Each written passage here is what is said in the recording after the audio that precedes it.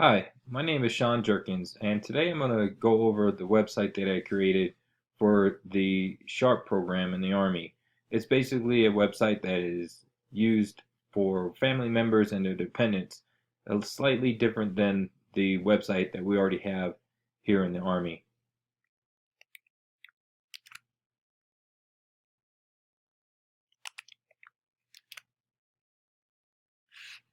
So if you take a look here, this is my main page, and basically when you take a look at it, here's my mission. The mission of this page is that SHARP is to bring awareness to military members and their family members through education and training in order to eliminate sexual harassment and sexual assault.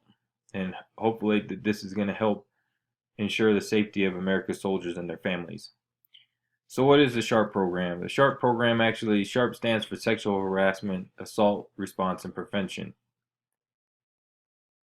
On my page, if you want to take a look, it has a little counter on there. It shows how many people have gone to it. Right now, it's pretty much just been me. Uh, then I have a couple links that are listed here as far as other websites that are similar to mine or outreach websites for victims of sexual assault or sexual harassment. So on my first tab here, underneath the mission, we have other SHARP related sites. So you have the DoD Safeline, the actual Army SHARP website, and then the RAIN website, which is Rape, Abuse, and Incest National Network. So that has a lot of different organizations linked to it as well for trying to find help for victims. And here's a contact us. Basically, if you wanted to get in touch with me, you could provide your name, a message, and send it, and then I'll get back in touch with you. So moving on to the next page, you have what is sexual harassment. So this page just goes over the definition of sexual harassment, what constitutes sexual harassment, the two types of harassment, which are quid pro quo and a hostile work environment. I've also went ahead and added the information as far as the categories of sexual harassment. As you can see, there's 3 different categories: verbal expressions, nonverbal gestures, and unwelcome physical contact. So moving on from the sexual harassment drop down, we have the different types of complaints. So with sexual harassment, there are going to be 2 types of complaints. You have your informal and formal. And what I've done with this particular page is given you a definition of what an informal complaint is, what a formal complaint is, and then what you would need to do in order to file an informal complaint or file a formal complaint of sexual harassment.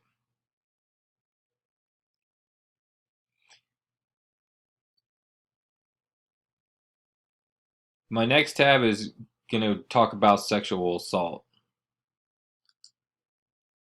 So there is the actual definition as the Army sees it of what sexual assault is. I've included an infographic here demonstrating the amount of sexual violence in the military. As you can see, there are a lot of reporting statistics, but the most important one that I find is that based on the SHARP program and how much information is out there now in the short little bit of time, that military sexual assaults are actually down by about 27% over the past 2 years. And keep in mind that over the past 2 years, the amount of sexual assaults that have been reported have actually gone up. In the past, people didn't come forward, but right now, with the training that's been involved, the Army is getting after, not victim blaming, but actually trying to empower the victim and those survivors to actually come forward so that we can try to eradicate this out of our forces. All right, so dealing with sexual assault, you have to look at, what is consent, And I thought it was important to add this into my website because a lot of people um, you don't really understand, what consent is, and that's how they get in trouble. So this page is actually going to provide a short video, and I think it's a very effective video about what is considered consent. Um, I think it does a really great job of giving an analogy to offering someone a cup of tea and whether or not they want it.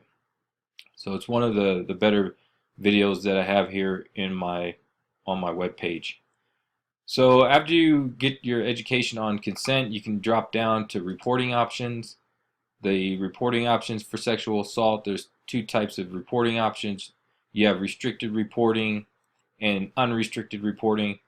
So my web page here is going to actually go over what is your options are for restricted reporting, and it looks quite lengthy, but the reader is going to want to have all this information so that they know exactly what to do if because once they decide to make a unrestricted reporting, the cat is out the bag and there's no way to get it back in. So it's important that all this information is here so that the reader can take a look at it and make a well-informed decision as far as whether or not they want to do unrestricted reporting or restricted reporting.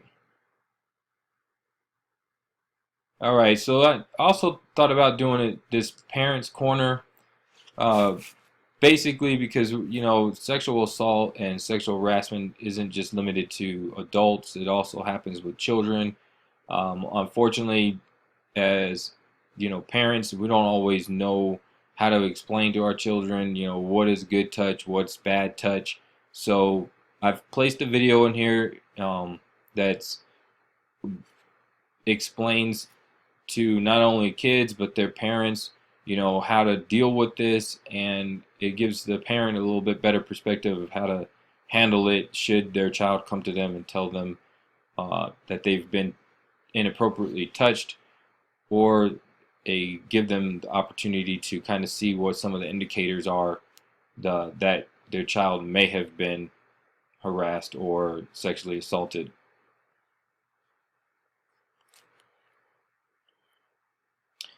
Also on this page, it's just a real quick illustration of who you would allow to touch you and where.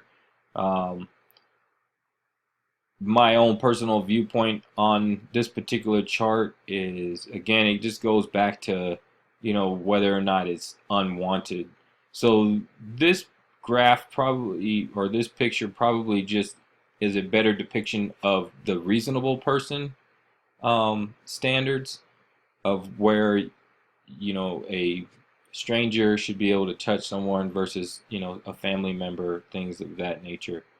So it is pretty, it may help out with a parent trying to explain to their kids where the places are that they shouldn't be touched by a stranger, and even importantly, where they should not be touched by a family member. The last tab that I have here is a forum. I actually put that together as a means for other survivors to come on here, either share their stories or maybe family members of survivors to talk about what they're going through. It's not really a place for you to have your problems solved, but maybe just a place to vent and break up the silence.